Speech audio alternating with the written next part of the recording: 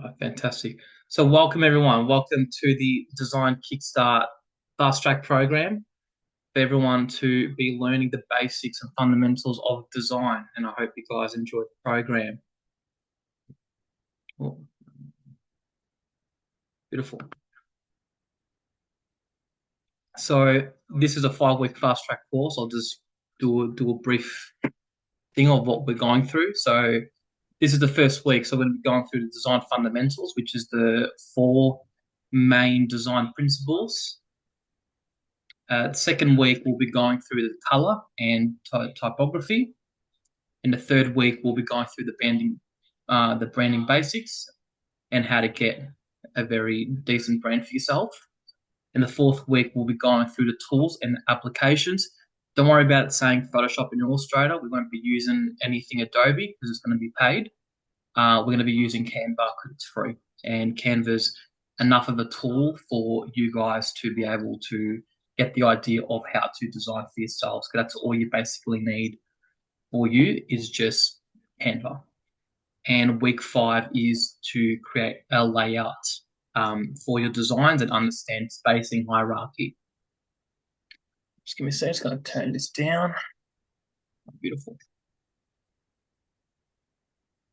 So the core structure. So what you'll be learning is the basic design knowledge. So if you can imagine it being, this is the hierarchy. So you have the basic knowledge, then you have advanced, then you have the expert knowledge. Let me just cut that off. Yeah. Beautiful. Yeah. And please share with your friends on Instagram and Facebook.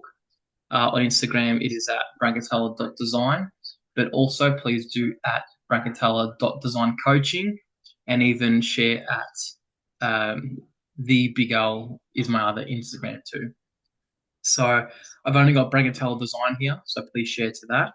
But in the next few weeks, I'm going to be having some of my other Instagram up there as well. So let's get into it. Program started. So I want to ask you the question, what is design? If you want to open up your mic, you're more than welcome to. It's more of a rhetorical question to some people, but it's a question that was asked probably in every single one of my subjects in my bachelor's. And now I'm asking you the question of what you think design is. So if anyone wants Um, to do it. yeah, I'll have a go. Is design a way of communicating or expressing something in a visual form? Well, yes, that is a part of it. It is a way of communicating, and Yeah. especially within a visual form. And anyone have any other ideas?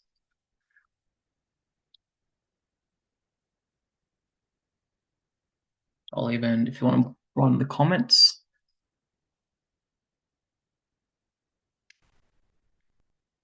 Well, what design is, it's about problem solving, and it's about problem solving within meaningful experiences. So that's pretty much what design is. It's you've got a problem, or your client has got a problem, and that needs to be solved. So it identifies the challenges within that problem, and you find a solution for it. So this can be through the emotions, through aesthetics, uh, through some actual design techniques, some processes, and some creativity. And some examples of this is through branding, packaging, innovations, some architecture. Everything that you've done, you've had to design within what you've been doing, and we don't notice that. But that's what we have done through our whole life. We've actually been designing our whole life. In every innovation or every single little form that we've actually been doing, we've actually been designing because it's about solving an issue that we have got. So now onto today's lessons. So the four basic principles you're going to be learning is contrast, repetition, and alignment. And alignment and excuse me, uh, um, um,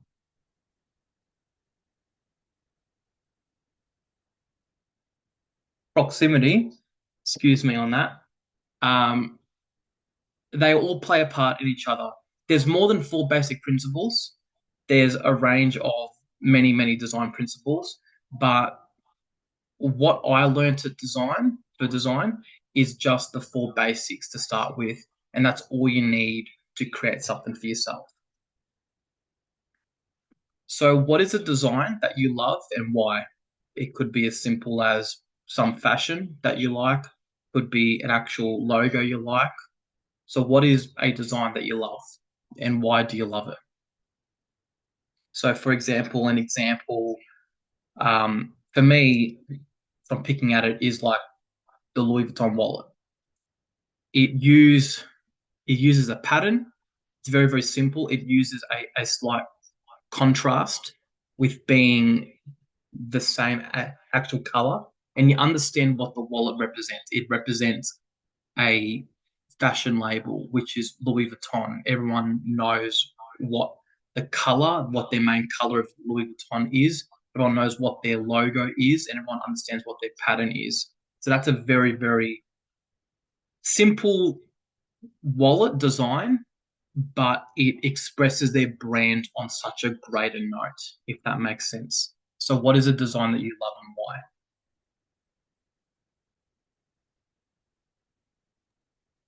I really like the design of I really like the design of a Ferrari, the actual car itself, Yes, and the logo, but yeah. the car itself is what comes to mind. Well, and that's very important because if you look at Ferrari as being a brand itself in a car company, you understand what it represents. You understand what identity that Ferrari holds, especially being a sports car and a very luxury sports car as well that they've even dived into now within their the luxury cars, but Mm. is some sport aspects to them. So Ferrari has always been about being the best at making cars, being the best at being the best cars in the world, the elite standard, and being fast. That's what they're known for, just being a fast car, which is so important to what they are represented today.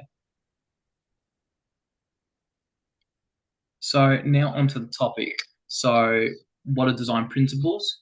Why they matter for clear professional look visuals, and where are they used? There are many aspects where they're used: branding, ads, social media, um, packaging, wallets, audio books, even.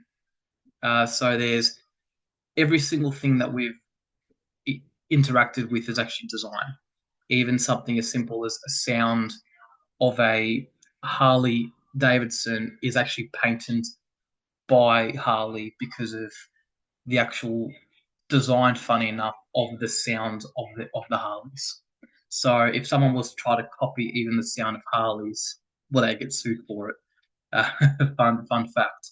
So design is everywhere, and design principles are used everywhere and everywhere as well. So the four basic principles, also known as CRAP, are short. So let's just jump right into it. So you got contrast, reposition, alignment, and proximity. So if we go with contrast, it creates visual interest and hierarchy in design. Examples of this is with bold text versus thin text, light versus dark colors, large versus small elements or images, and opposing textures and styles. So a contrast is to have something, if you've got a blue background and you have something that is red right in the center, that is a contrast because it is leading your eyes towards that thing that is red within a blue background. So that's what contrast is. It's to grab your attention and it's to grab your eyes. So examples of this, and here are some examples, is starting with the actual gym, Derrimut itself.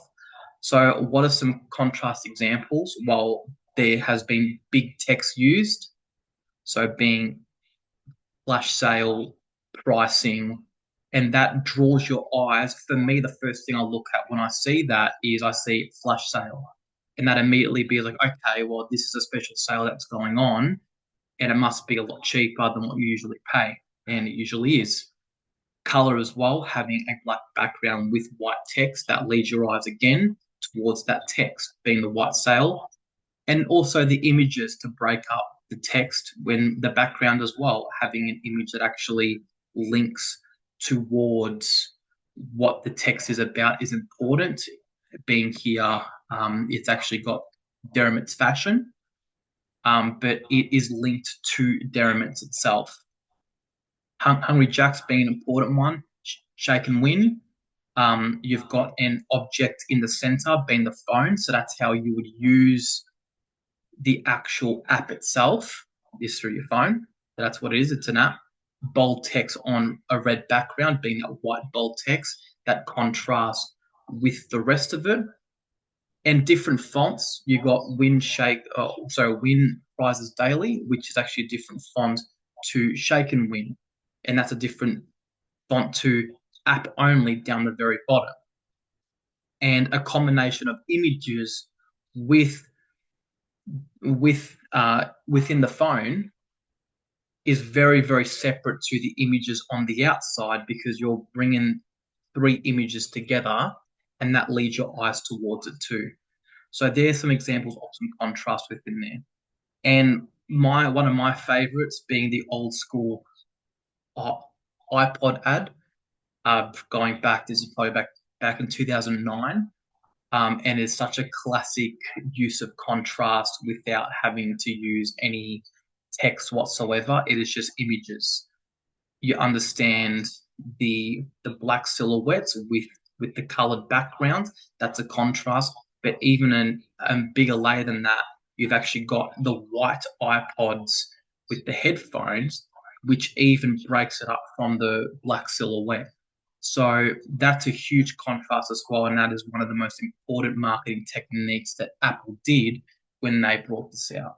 And it is still inspired by designers today because it was such an important factor of how we can design. Can I ask a question, Lucas? Yes, Can can you only contrast with black and white, or say with these examples, the contrast is like white writing or the black silhouette? Would red on blue also be a form of contrast, or of not course. really?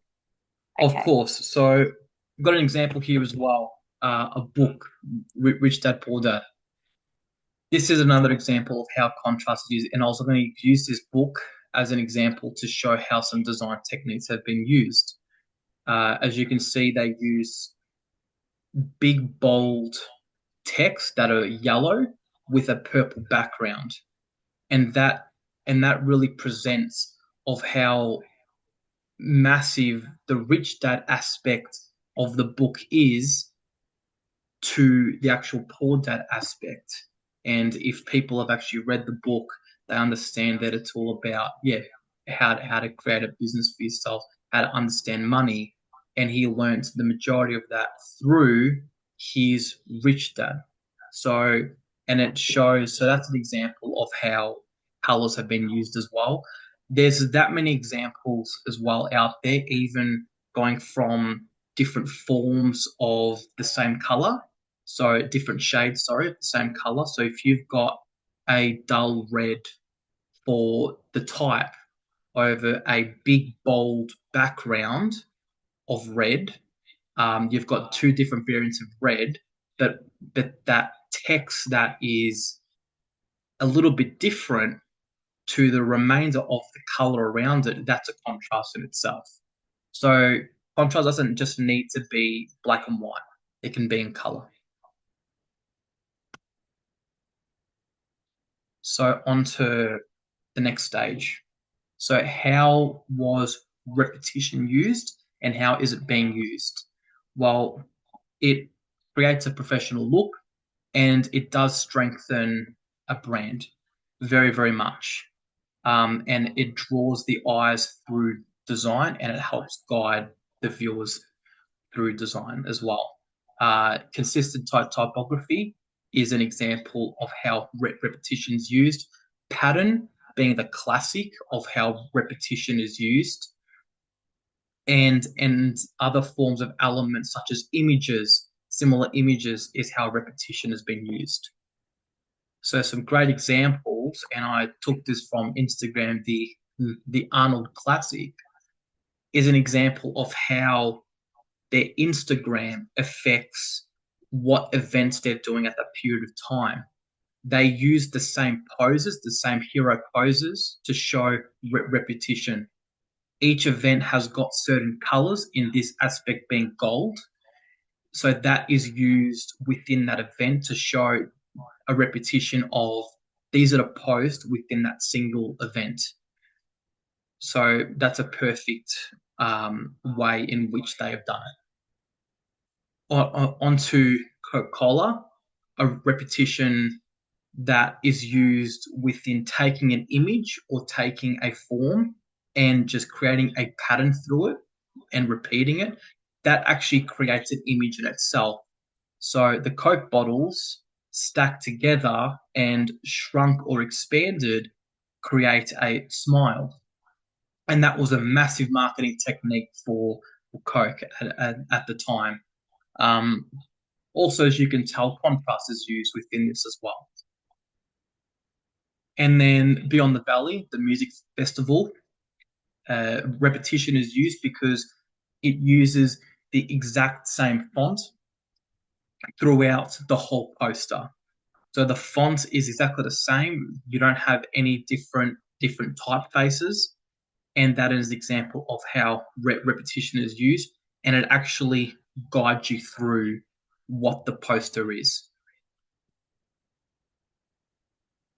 So alignment, this is how you can create a clean and organized and professional look to your design.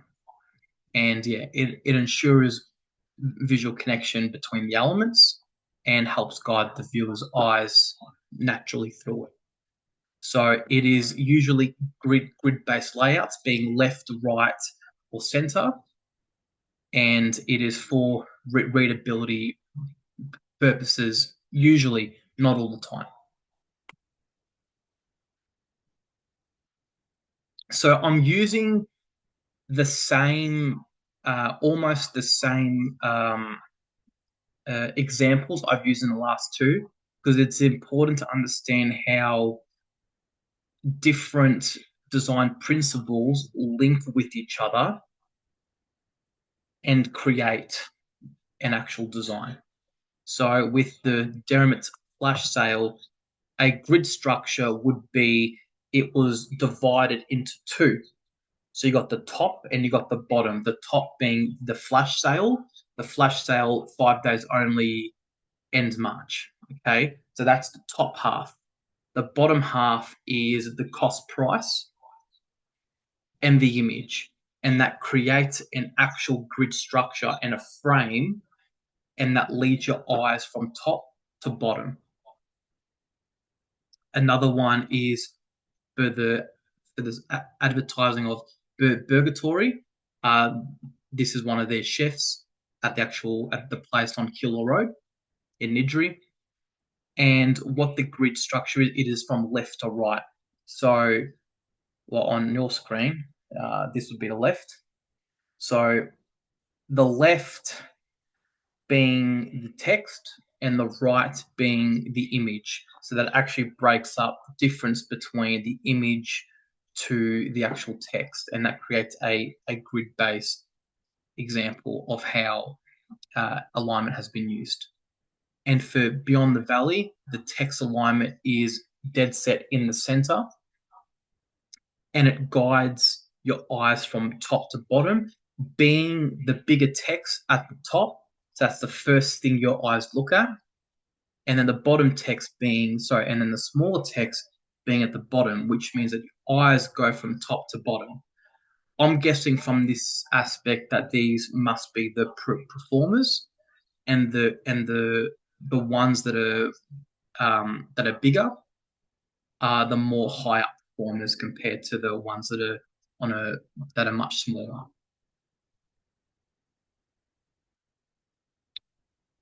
And now we're on to um, uh, um, proximity. Excuse me. Helps create logical relationship between the elements, improves readability and user experience, and reduces visual clutter and enhances clarity.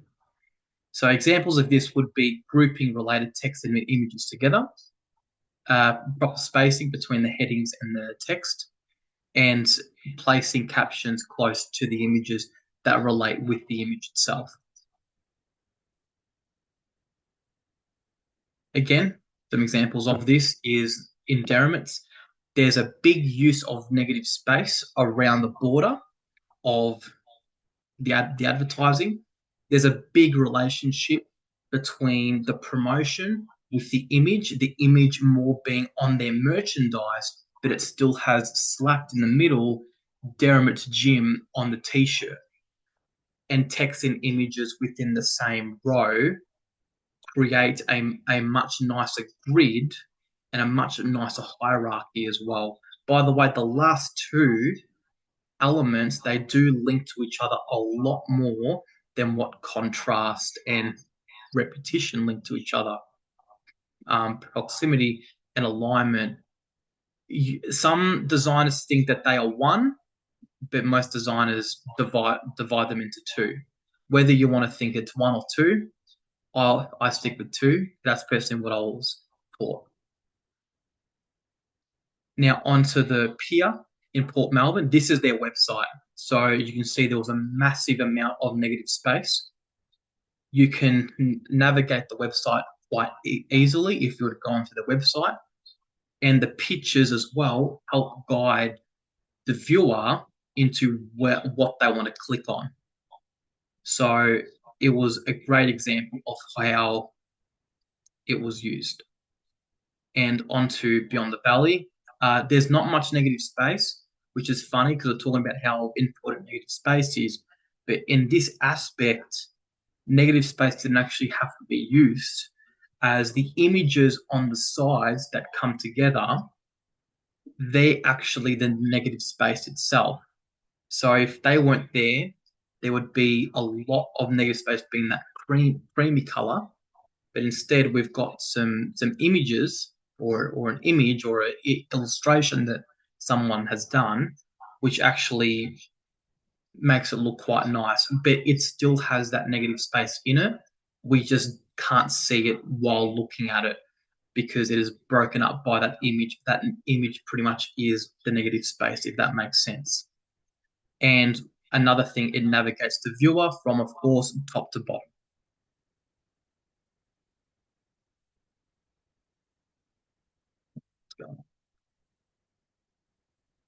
And I bring up this image and I will be posting the slides on Facebook. But this image is pretty much the bread and butter. This is like the Bible of design, pretty much. This is what I was taught. This is the image that we were inspired by even when I was at school. I always came back and used this when I was at uni, in my first year or so of uni. And this gives a very great example of how contrast, repetition, alignment, and proximity have been used, and goes into and describes how each element is very much used. And I swear by this image as well. So I've actually got some homework. You guys can do it. If you want to do it, you don't have to. But I want you guys to find two designs that follows principles well, and one that doesn't. So if I was to give an example, and I'm going to give a few examples that I've got here. So if I was to bring up Rich Dad Poor Dad, what is an example that is used? You can say the hierarchy is used.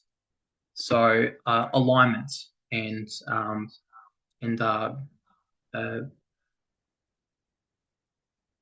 proximity has been used.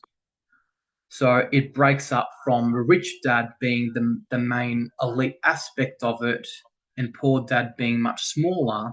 That's an example of how it's used. Also, as well, a grid based alignment has been used, showing his image to showing the text up top. And of course, contrast has been used within the actual text itself, yellow text to purple background. Another example is again bringing out the Louis Vuitton. Our pattern has been used, so repetition has been used to create their iconic design that we all love. Well, assume we all love, and well, we all know at least. So there's some great examples of how it's been used, and I'm going to give some not great examples. So if I was to bring up uh, is this is hairspray. So don't ask why I got hairspray in the room, but I just do. Um, and what has not been used is the fourth one. It's just you've there's a layer and a hierarchy that we can see, but also as well, it's not really grid based, if that makes sense. So alignment and and proximity as much as we've got a hierarchy in terms of here's the brand logo, here's the firm hold, and it breaks down like that. The alignment is actually a bit unstable, if that makes sense, compared to some other designs. So there's some Lucas, would you say that, sorry, Lucas, I just have a yeah, question. yeah. Would you say that a design that doesn't use all four of those elements is like inferior to or less a attractive to a design that does adopt all of those elements? So it's a really good question. And I personally don't think so because I would say that due to something as simple as the wallet, it doesn't necessarily have an actual grid structure or a hierarchy to it. Well, you could probably say it with the logo in the middle, but in terms of the rest of it, there's no actual structure. But it is so well done in using pattern and using that slight contrast of being the same actual color, just slightly different toned, that it actually works out very well. And it's one of the most sold patterns on the Louis Vuitton website. People think of Louis Vuitton, they think of that pattern itself, whether that's on the handbag, whether that's on a wallet, whether that's on sunnies these days. It's always used. Even as well, personally, this Rich Dad Poor Dad book, I don't necessarily think it's the greatest designed book. The repetition, there's no repetition in it. The actual typefaces are very different to each other, which makes it poorly designed in some aspects. Because when we look at great designs, we look at being re- repeatable. But in saying that, this is one of the most sold books ever. So design Yeah, wasn't really needed for this because it's done justice in selling very very well. Um, yeah, so yeah, not all designs need to necessarily have all four elements in it. It does help on a great aspect, but also as well, there are many designs that having four elements in it can actually become overpowering, if that makes sense. Especially with the first two, contrast and repetition. There are some that aren't done as well as others, and they can look quite tacky, if that makes sense. yep. So it's more sort of like trial and error with the four elements. Yes. Yep. Okay, Yeah. thank you. So yeah. So this is your homework, and just write a short reflection on how print principles improve your clarity. For next week, we'll be going into color and typography. So yeah, exploring some color theories and exploring how type and color work together. And that's it. And I want to know what you guys learnt today. We've actually got 5 minutes of this meeting left. I've only got the normal, the unpaid Zoom for the minute, but I will be getting a paid Zoom for later on. But yeah, we've only got 40-minute time period, unfortunately. But I'd like to know what you guys learnt, and I'm going to be giving out a Google form in the next day or so, just for you guys to give me some feedback on what I can improve. So if you guys can open your mics up, and if you want to tell me what you guys have learnt today, I would love to know.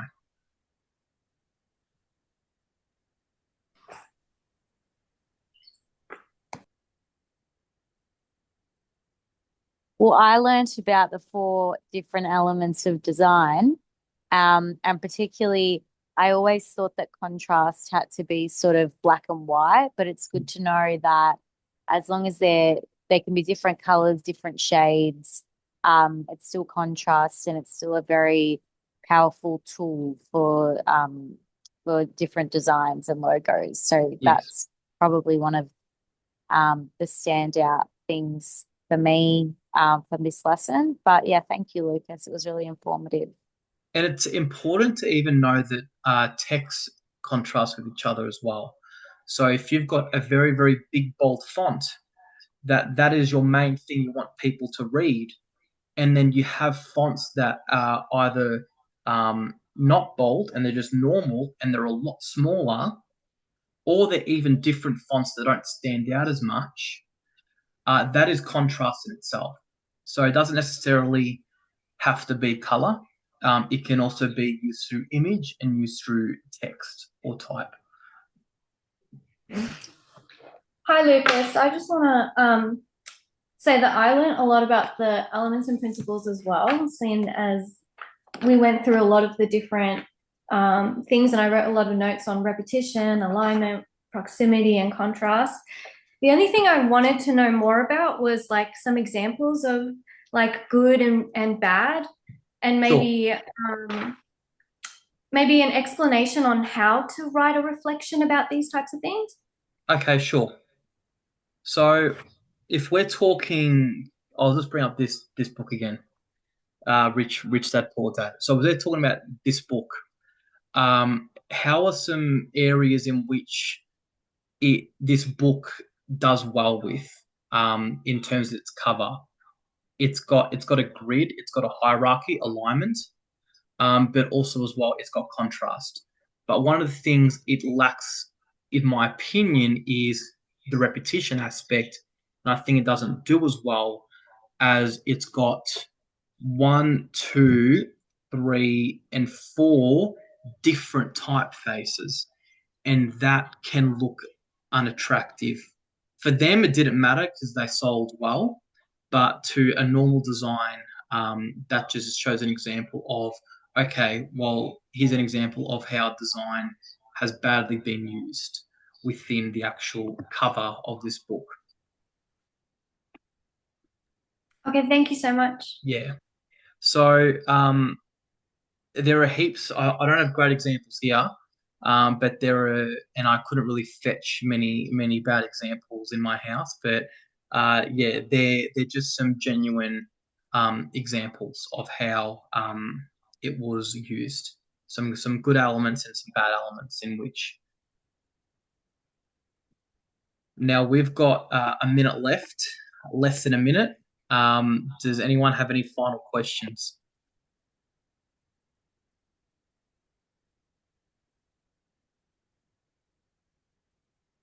All good. Well, thank you so much for today, guys.